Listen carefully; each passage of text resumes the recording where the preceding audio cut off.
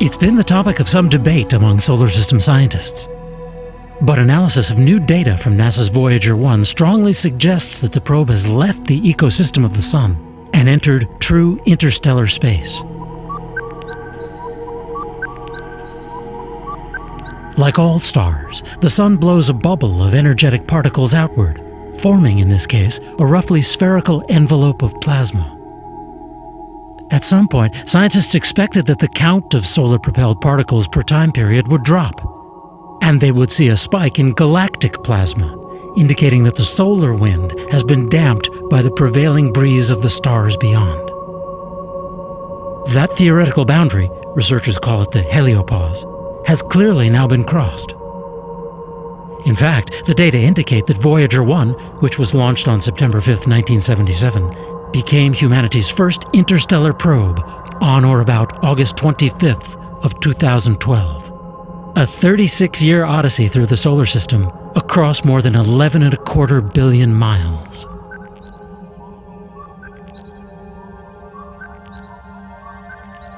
On its quest, as part of NASA's Grand Tour, it took many measurements and close-ups of the kingdoms of Jupiter and Saturn, and a family portrait of the planets, of which the much-celebrated pale blue dot photo is part. Sometime between 2025 and 2030, Voyager's tiny nuclear generator will no longer be able to power any of its instruments.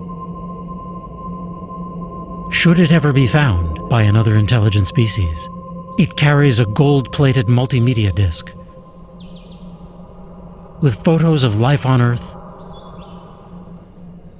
spoken word greetings, Paz e felicidade a todos. Želimo vam sve najlepše sa naše planete. and a mashup of music and sounds of its home planet.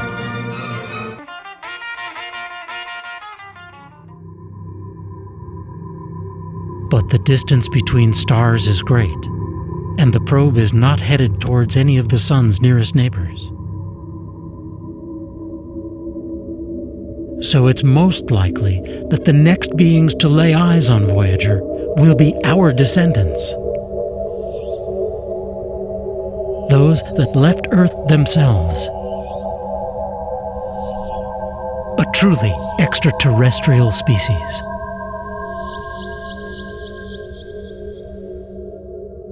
For Space.com, I'm Dave Brody.